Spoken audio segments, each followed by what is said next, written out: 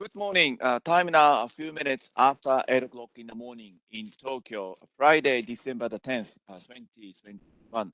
Welcome to another edition of the World Bank Group Morning Seminar organized by the World Bank Tokyo office. My name is Koichi Omori. I am Senior External Affairs Officer of the World Bank based in Tokyo. We organize online seminars starting at 8 o'clock in the morning in Japan Standard Time, introducing the latest report presented by World Bank Group economists and specialists. Today, we are featuring the latest report titled The Trade and Climate Change Nexus, the urgency and opportunities for developing countries. The report was released in the end of September this year. Connecting from Washington, we have Paul Branton, lead economist in the Trade and Regional Integration Unit of the World Bank. Paul is one of the two co-authors of the report. Good evening to you, Paul. Thank you for connecting from Washington. Good morning. Thank you for having me. Great. Thank you very much. We'll listen to Paul presenting the main point of the report in the next probably 20-30 minutes.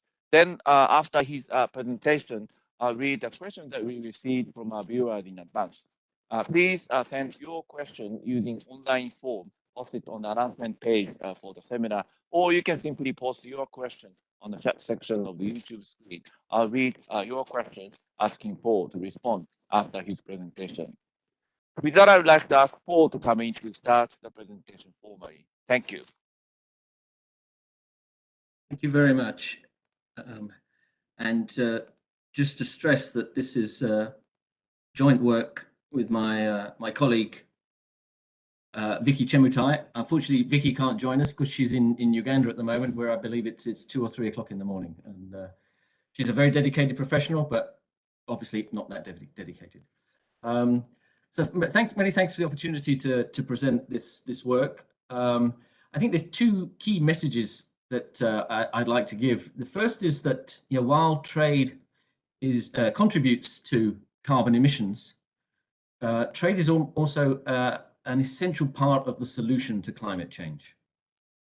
And second, that for developing countries, whilst there are enormous challenges in the transition to a low carbon future, there are going to be also very important new opportunities in trade. And it's essential that they're able to exploit those opportunities. So those are two issues that I'd like to discuss and elaborate on in the next few minutes. Developing countries really are at the heart of this nexus, this intersection between trade and climate change. They are the most vulnerable to a changing climate and have the least resources and capacity to adjust to a changing climate. So we focus a lot about how to mitigate carbon emissions to limit the impacts of climate change. But it's apparent now that developing countries are going to have to confront a changing climate. They're already doing so. And they will have to adapt to that changing climate. We're seeing how rising temperatures and changing rainfall is affecting traditional export sectors, particularly in agriculture, but also sectors such as tourism. And we're also seeing, even in manufacturing, higher temperatures impact on productivity and make activities which were previously competitive much more difficult to continue in a changing climate. And of course, climate change also leads to very extreme weather events, more frequent and more violent extreme weather events. And those destroy trade infrastructure, undermine global value chains, and limit export capacities. And again, developing countries are least able to recover from those extreme weather events. So in addition, we have mitigation and we have the need for adaptation. And so that requires increasing investments in technologies that mitigate carbon, policy reforms that allow for those investments to take place and for resources to move away from carbon intensive activities towards less carbon and no carbon activities. and also capacity building in developing countries to allow them to have the institutions, the regulations, and the expertise to participate fully in this low carbon transition. Let's just give some examples of the challenges that some developing countries face, and then go on to some of the opportunities. Climate change is going to exacerbate the problem of hunger and food insecurity. It's estimated or predicted that 70 million more people will be at risk of hunger by 2030 because of climate change. Crop-dependent countries, or countries which are particularly dependent on rain-fed agriculture, are at most at risk. Malawi, for example, could suffer a devastating impact on its income, and if current export and output structures are maintained. But increases in output are feasible. Adaptation is feasible. To date, a lot of increases in output in agriculture have been driven by increasing the area under cultivation, and as part of that, often leveling areas of forest and other areas that can capture carbon. But the good news is that productivity could be increased without increasing the area under land, or output could be increased without increasing the area under land if productivity in agriculture were to increase in regions such as Africa. And one reason productivity is low is because farmers don't have access to the inputs that they need, seeds and fertilizers, that could drive that increase in productivity. And particularly in a climate constrained world, they need access to drought-resistant seeds and fertilizers that are set or designed specifically for more challenging environmental climate conditions. So what we conclude in the report is that international trade will have to play an even larger role in addressing food security in a world facing a changing climate. Countries will face increasing shocks and declining output in their agricultural sector, so that food, it will be more important, even more important, to move food from areas of agricultural surplus to areas where shortages are being experienced. Now, some of the opportunities arise when we come to the technologies that can be used to improve environmental issues and overcome environmental challenges. So environmental goods are goods which have a specific environmental output or outcome in mind. Solar panels, wind turbines are obvious ones. Solar-powered water pumps are something that's very important in agriculture and could address some of the challenges that I just mentioned with regard to agriculture in tropical countries where rainfall patterns have changed. So these are new technologies. Some of them actually relatively easy to apply and implement. Others are not. But for example, farmers at the moment who are not able to access irrigation could benefit from using solar-powered water pumps, for example. So these environmental goods are goods which can sort of bring technologies to help address the climate crisis.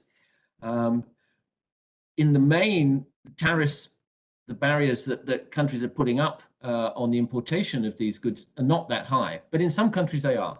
For example, in Brazil, the tariff on environmental goods is over 10%. That's raising the price of these goods by more than 10%. In Ethiopia, it's more than 13%. So that these sort of policies are restricting access to these new technologies, and reviewing and revising these tariffs could be a way to improve the access, particularly of poor people, to technologies which can help them address the environmental challenges that they face. A different set of products are what we call environmentally preferable products. These are products which are produced in an environmentally better way than identical products. And often that improvement in the production process comes from access to environmental goods. So, for example, apparel which is made with renewable energy would be an environmentally preferable product compared to an identical apparel piece which is made with coal fired energy. And these are products where developing countries often have a lot of advantages. But the tariffs that they face in overseas markets are often very high. So addressing these tariff issues is very important. There is a challenge here with classification, because the typical classifications that customs officers use don't allow to distinguish between products on the way that they are produced. There's been an issue in the past when it comes to organic and non-organic products. But a customs official, for example, would find it impossible to distinguish between aluminium, which is made with renewable energy, and aluminium which is not. Aluminium which is made with recycled metals, and aluminium that is not. But both have very different environmental outcomes. So something we might have to consider going forward is how to bring more differentiation into the customs classifications that we use to allow countries to sort of benefit from shifting production to more environmentally sustainable approaches. Even when tariffs are low, we tend to find that non-tariff measures, rules and regulations, such as standards and certification, they can be problematic. Indeed, in some cases, it's actually the lack of standards that can be the problem. Standards often sort of provide information that links sort of buyers and sellers. And when there aren't standards and that there isn't the capacity to provide certifications and verification, that can actually act as a barrier to trade. And what we're finding in a lot of developing countries, they have very few standards that relate to environmental goods, and very little capacity to sort of monitor and regulate the market in environmental goods. So, for example, in Botswana, and Botswana is a country which has huge potential with regard to solar-powered energy. A lot of the solar panels there are inappropriate for the particular conditions in Botswana.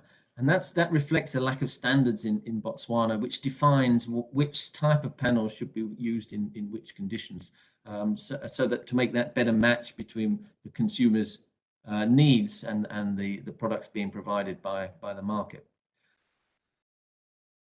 Services, environmental services are also essential.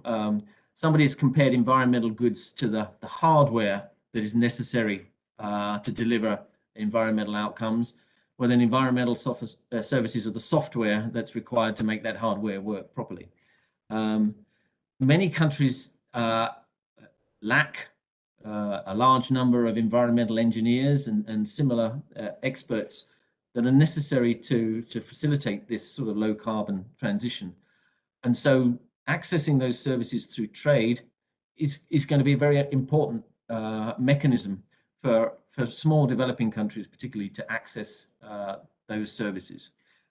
What we find is that there's been a lack of progress at the WTO on including services, environmental services, under the agreement on trade and services. And so, relative to other services, it's much more difficult to access environmental services through trade. Now, at the same time as developing countries are looking at how to facilitate this low carbon transition, countries throughout the world are designing their own measures on how to achieve their commitments that they've made under the Paris Agreement in terms of their nationally defined contributions. And the sort of the buzzword is the race to net zero. And as part of that, some countries are looking at trade-related measures to ensure that they meet their international commitments. And the European Union has recently proposed a carbon border adjustment mechanism, which will be applied to imports of carbon, a relatively small number at this stage, a small number of carbon-intensive products such as iron and steel, fertilizers, and fuels, of course. Now, in the report we mentioned some modelling work of the EU scheme, and the current scheme, the impacts will clearly shift demand towards less carbon-intensive products, and will impact countries whose exports are currently concentrated in carbon-intensive sectors such as metals and fertilizers. But that will create new opportunities in other sectors. It will also, the way that the EU scheme is implemented is that carbon will be taxed, if you like, according to the carbon content of individual products as they arrive at the border.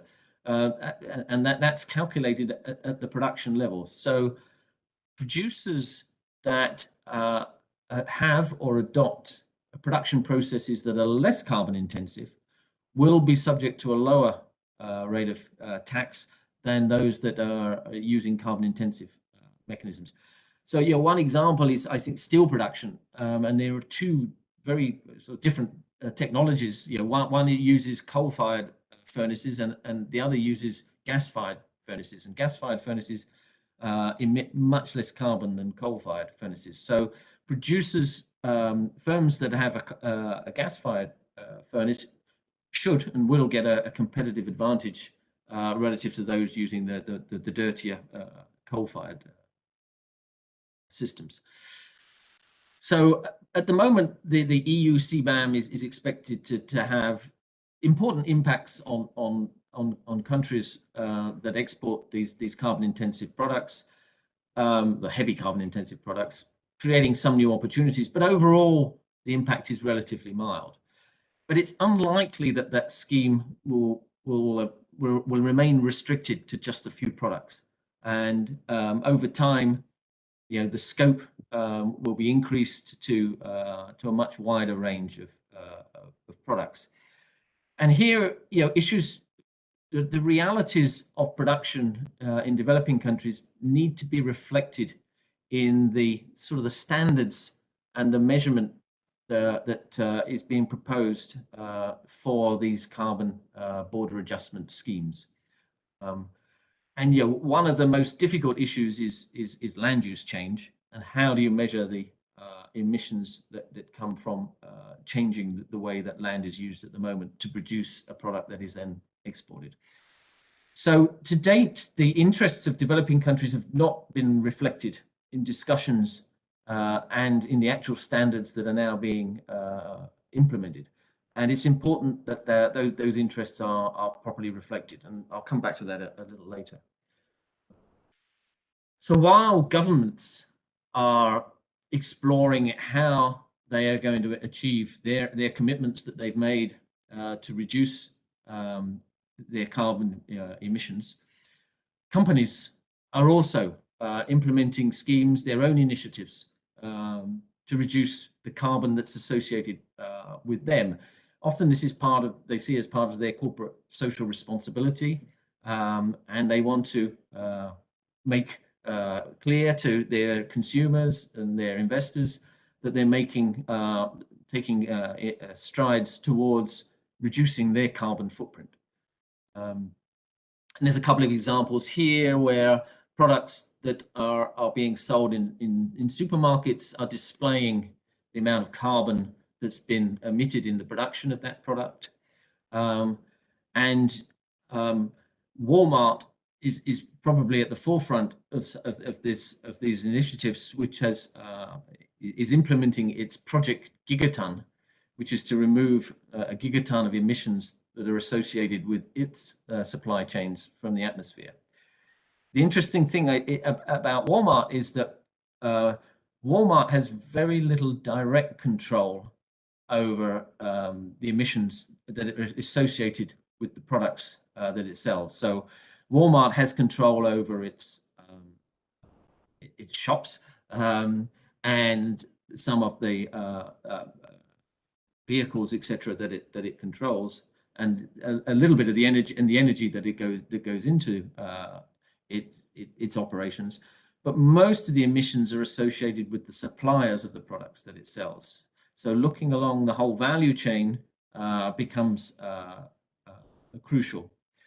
And I think a key thing here, and this is getting back to the opportunities issue, is that a lot of developing countries could be carbon competitive in a number of activities. Yeah, a lot of developing countries are situated around the tropics, and so potentially have access to renewable sources of energy that could drive their competitiveness. Agricultural production in many developing countries is much less carbon intensive than in richer countries.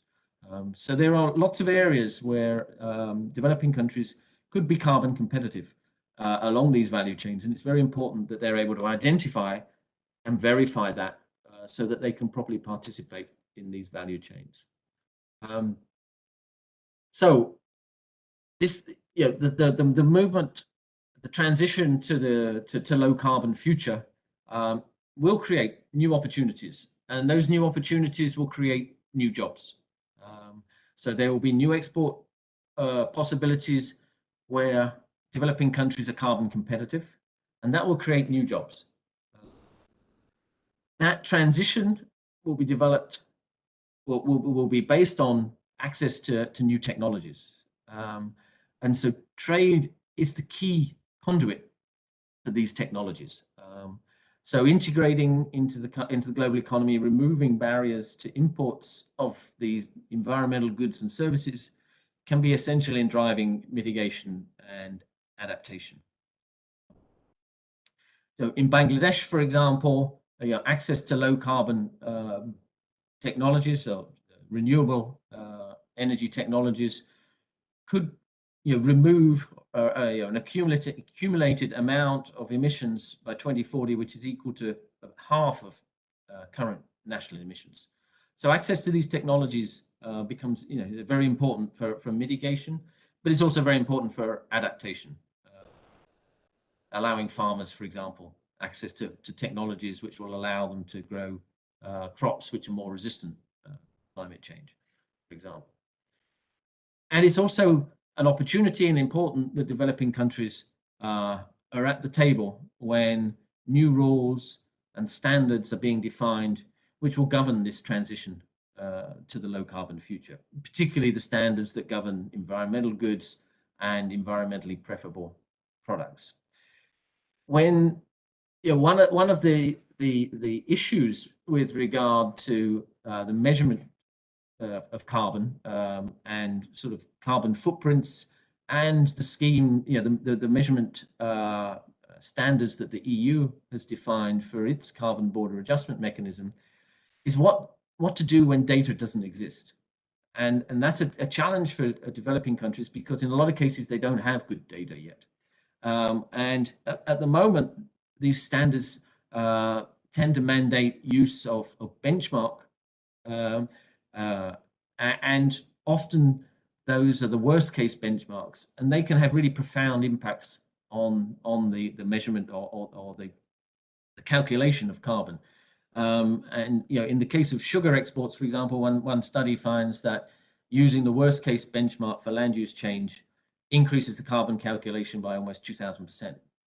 So having actual data rather than using worst case benchmarks can be very important.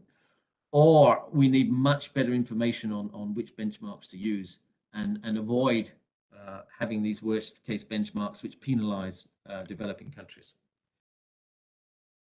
So what does this all mean in terms of sort of policy measures that can be taken to support and enhance the role of trade in responding to the climate crisis? And a key conclusion message in the book is that trade becomes even more important in a climate conflicted world than it is now.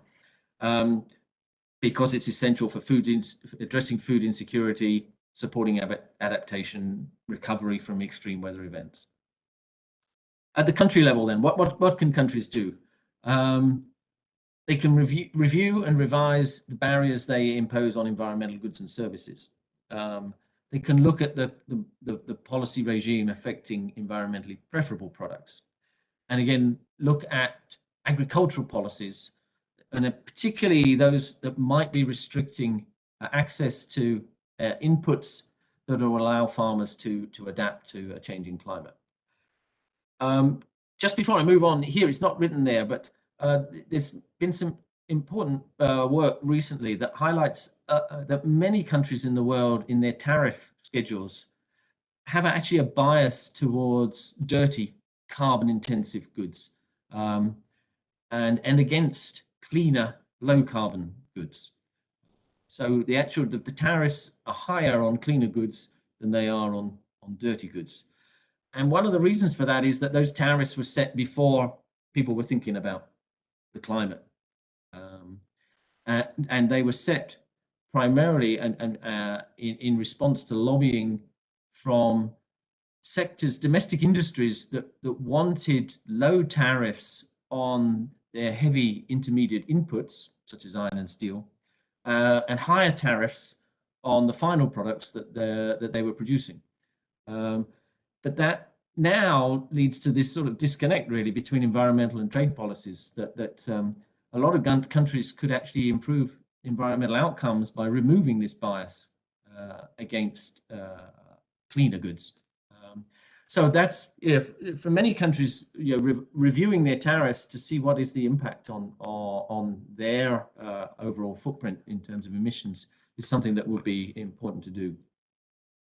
Now, the global community also has a very important role to play to sort of assist and ensure the participation of developing countries in the standards that are being developed for carbon measurement and verification and use in carbon footprints, in ensuring the diffusion of new green technologies to developing countries.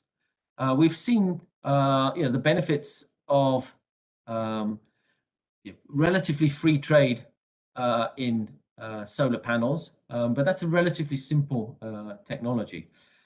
There are going to be important issues that arise, for example, when new technologies such as if new technologies such as carbon capture come along, and to make sure that those technologies become freely available to developing countries and are not caught up in sort of patents and intellectual property issues, similar to what we've seen with vaccines, for example.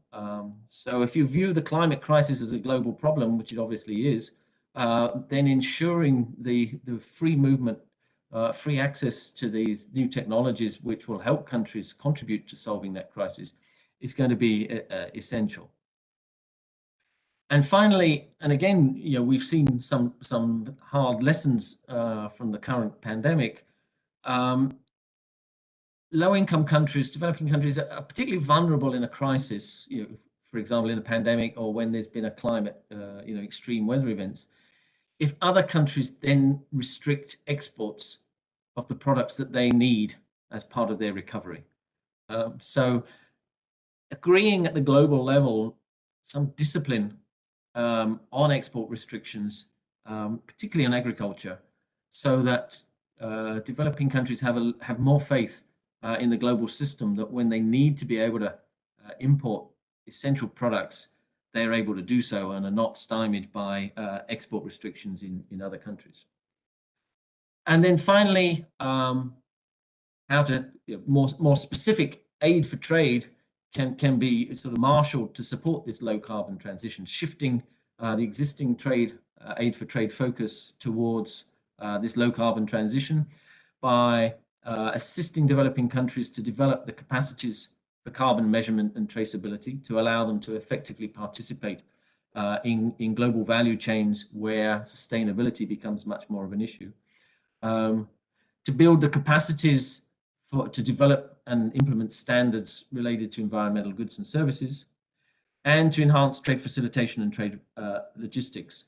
Trade facilitation, investments in trade facilitation make good sense, but they make particular sense from an environmental perspective when they reduce delays at borders, which on the one hand, delays lead to emissions when there are a lot of trucks which are idling and take a long time, but they're particularly problematic for perishable agricultural products because we know that 30% of global food production is actually wasted. Part of that, arises at borders. Borders contribute to some of that waste, and so if you were reducing agricultural waste, could have a really profound impact on emissions because we'd need much less land and much less intensive use of land to achieve a given level of demand if we were to eliminate waste. So there's a lot that Aid for Trade can do to support this low carbon transition. So let me finish there, and I look forward very much to questions and discussion. Thank you. Thank you very much, Paul, for your initial presentation, giving us a snapshot of the main point of the report. Really appreciate it. Let me start with the first question, which is more about your own unit, regional trade and regional integration unit. Please tell us a little bit about about your unit. How many people you have? What type of a specialist do you have in your unit? What are the main scope of the unit? Because the name of the unit, trade and integration, regional integration, is very interesting one. So please tell us a little bit about your own unit. Thank you. Sure. Thank you very much. So we are a central unit in the bank. So we have, I guess, two functions. Two main functions. One is we produce global relevant analysis, such as this report, which is designed to sort of inform the dialogue that we then have with client countries. But we also support countries in implementation. So we have a country and a regional element of our work program as well. So we're trying to support integration of trade into country programs. So we contribute to country economic memorandums, for example. A very important new instrument that we're contributing to at the country level is the country climate diagnostic report. And I can say a little bit more about that later. So we work on global issues, but also supporting country programs. The number of people in the unit, that's a good question. I think we're in the region of around 40. So we're a reasonably big group.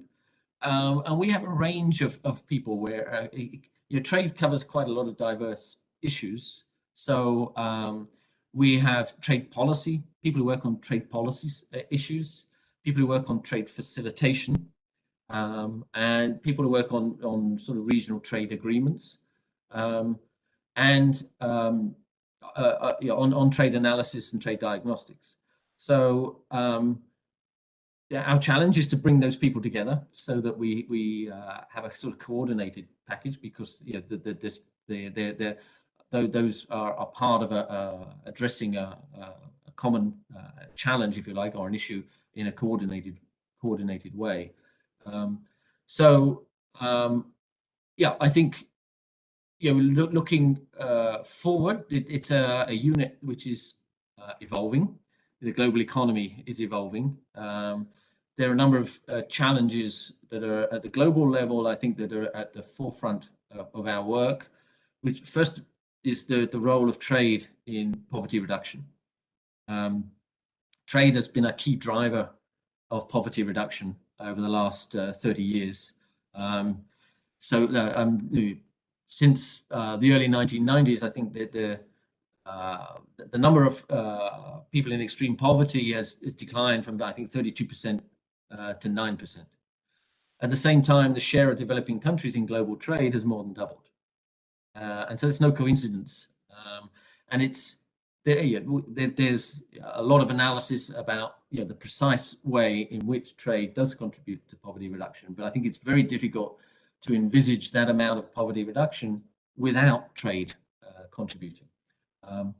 That's mainly the biggest impacts have been in East Asia, but we do see impacts elsewhere. But it means that there's still a very important role for trade to play in eliminating poverty in regions such as Africa and South Asia. Now, within that, we look at issues such as trade and gender, trade and environment, and a range of other issues. I haven't done full justice to the work of our unit, but I'm happy to follow up if I can, if necessary, later. Great, thank you very much. Let me move on to 2 questions that we received. And thank you very much for sending your question, Sasaki-san, as always. First one from the question from Sasaki-san. How is the World Bank supporting the developing countries' government in the context of trade and climate change nexus? Do you have examples of lending operations or more related to policy advice or capacity building? How does the World Bank collaborate with other MDBs and UN organizations in this regard? So these are the first set of questions. Paul, if you have any comment on this. Thank you. No, great questions. In terms of lending, not directly at the moment. I mean, there are a number of lending activities that are supporting trade, and particularly trade facilitation. Now, as I said, there's a lot of significant climate co-benefits from trade facilitation. I mean, trade facilitation reduces delays, it increases efficiency and productivity. And reducing delays at the border directly leads to lower emissions because, as I said, it reduces the emissions from vehicles that are waiting and queuing. If there are agricultural products and they're perishing at the border, then streamlining and improving the efficiency with which those products are processed has important environmental co-benefits. And that sort of work will continue, and we would like to intensify that focus on perishable products and reducing this high level of waste of agricultural products. And it's particularly problematic in tropical countries because high temperatures are a challenge for perishable products, particularly fruit and vegetables. And so if products such as tomatoes, etc., are stuck for a long time at the border, that they get very hot and then they start perishing. And so having sort of particularly fast-track procedures for agricultural products is something we would like to see. Similarly, we have lending projects which are, by facilitating imports, are improving the access to some of these key inputs that particularly farmers require to help them adapt to climate change. So improving access to fertilizers, improving access to seeds, reducing the cost of those products is important. I think we will see more operations that are linked to climate. We have at the moment we're implementing the country climate diagnostic reports, which are really the sort of analytical instrument which will identify where the bank can successfully support countries to achieve their climate objectives. So at the moment, a lot of our work is more analytical and helping countries to identify where they have opportunities and where they have weaknesses with regard to climate adaptation and mitigation. So we are working, for example, in Botswana, where we're looking at the access to environmental goods and services in Botswana and the challenges that firms there face in accessing those goods. This is particularly important for one export sector in Botswana, which is tourism. The world is moving quite quickly towards sustainable tourism, and the importance of being able to show sustainability in the tourism sector, particularly high-end tourism, such as in Botswana, becomes very important. And that requires access to renewable energy, solar panels, to effective water management, etc. And that all requires equipment that's not available in Botswana. and also the services that are required to install, maintain that equipment. And what we find in Botswana is there's very limited capacity to actually sort of manage those products. We're doing similar work in East Asia and South Asia, and sort of comparing the access that countries in South Asia have relative to East Asia of some of these essential environmental goods and services. And what are the challenges that are preventing firms in South Asia accessing them in the same way that firms in East Asia are better able to? And again, it's issues around sort of standards and regulation, border procedures, and processes. So I think there's a lot of work that's going on.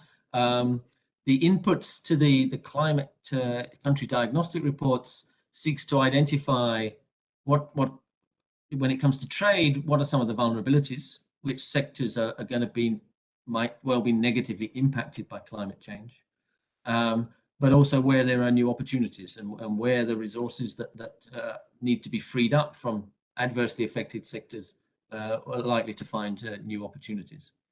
Then on collaboration, we've been working very closely with the World Trade Organization. They have an equal focus on trade and climate change, and want to be part of the solution, where trade really contributes to addressing climate challenges. So we have a number of seminars, ongoing collaboration in research, and we're also beginning to develop that with some of the other international institutions, such as the International Trade Center, at a much more granular level, where they're looking at these issues of how firms adapt and measure and verify their carbon competitiveness. So I think there's a number of institutions which are working together, and that's going to deepen. This report was the first report. We're now on a second phase of analytical work. I'm working very closely with those international institutions in implementing that. Thanks. Great, thank you very much. Let me continue reading the second question from the same person. What is your assessment of the recently held COP26 meeting from the angles of the report's analysis? Paul, please. Thank you very much. Different people have, well, everybody has their view on COP26, I guess. So I'm not going to say too much on that. I guess a couple of issues is one, which I tried to mention in the presentation, is that we've been very much focused on mitigation, and mitigation is obviously critical. But I think COP26 and increasingly, this report and increasingly being recognized is that we have to address adaptation as well.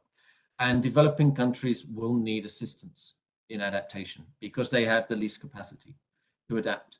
So thinking carefully about how to support that adaptation process, I think, is something that became clear at COP, and is now that's something that needs to be clearly defined and implemented. I think similarly, recognizing the importance of the spread of environmental new environmental technologies, or new technologies that can achieve environmental objectives, is becoming widely recognized. So how does the international community facilitate the spread of these technologies? And then finally, I think an increasing recognition of the role that the private sector has to play in achieving this, the part it will play in this transition to a low carbon future, and that's in terms of not just the sort of making the financing available, but for firms which are all looking at their environmental impact and how they can reduce that to move to a much more sustainable future. But then recognizing that when large firms in developed countries implement initiatives to reduce their emissions, for example, it has implications for firms in developing countries. And we need to make sure that those firms are able to benefit from any advantages that they have and are able to participate in this global transition. So those are the things, three things that I took away. But I may have a much more narrow perspective. Thank you for your comment, Paul. We received the question from the Professor Yoshino of Keio University during the presentation. So let me read. Thank you very much for your clear presentation. Two questions. First, not only carbon, but also plastics, NOx, and other emissions are also not good for environment. Should carbon exposure be only focused on? That's the first part of the question. Second question, steel industries in Japan are planting lots of trees and contributing green environment in developing countries. Could it be possible to measure not only carbon exposures, but also contribution to greenness? So that's the second part of the question. So I would like to ask Paul to come into response to Yoshi's comment. Thank you very much, and great questions. Thanks very much. Yeah, we're focusing here on climate change and carbon emissions. I think we're actually if we were precise, we would talk about carbon equivalent emissions. We're also talking about methane and others that contribute to greenhouse that are greenhouse gases. So really, we should be talking about greenhouse gases, but for I guess laziness, we talk about carbon, but it's carbon equivalent. So there is an important agenda beyond for climate change. There's an important agenda which is not just about carbon dioxide, it's about methane and a number of other nitrous oxide, etc., which has different. There are different issues that arise to these different sources of emissions, and methane is obviously a critical issue when it comes to agriculture, and that's something that is increasingly being recognized and increasingly being addressed. But again, technological solutions are coming along. Where there are developments in an animal feed that can have significant implications for emissions in agriculture, just as an example. But here, we have focused on the climate change agenda. The plastics is becoming an equally important environmental issue. I think we're becoming much, there's a little bit of a lag, I suppose, where we've become very much aware of the climate change risks that we're facing and have been for quite a while. We're now seeing much more evidence of the damage of the current practices with regard to plastics that are causing, and how that's impacting on oceans and many other ways. And I think the same issues arise. Clearly we need to be addressing the impacts that plastics are having on the environment. When it comes to climate change and carbon emissions, we really, as economists, advocate for putting a price on carbon that reflects the impact it has on the environment. And we would make similar arguments when it comes to plastics, that their impact on the environment needs to be properly reflected. We're also, again, technologies can help provide some of the solutions to plastics, to provide alternatives to plastics in production. And again, trade becomes an important mechanism by which those technologies can spread. But I think we will also start seeing standards, more standards being developed with regard to the use of plastics, which will govern the way that they're used, increasing information for consumers on the plastic content of the products that they're consuming, all of which will contribute to addressing what's becoming an increasingly important issue to address. Thanks. Okay, thank you very much, Paul, for your responses to the questions raised by viewers. Before wrapping up our seminar, any final words from you? No, thank you very much for this opportunity. This is very important for the work of my unit and for the World Bank. We look forward, would welcome any further comments, questions, and happy to respond to those. The volume is available online, so please go and have a look and download. And if you do have questions, comments, let us know. This is not the end. This is the beginning of the story. We, as one of the questions said, we are now looking about how to operationalize and assist countries in implementing the solutions that we highlight in the report that can really contribute to mitigation and both adaptation in developing countries. Thanks. Thank you very much. We had a pleasure of having Paul Brenton, lead economist in Trade and Regional Integration Unit, connecting us from Washington, D.C. this morning. Paul, thank you very much for your time. Thank you for having me. Great. Next week, we are featuring the new report, The Changing Wealth of Nations 2021, which was released in the end of October this year.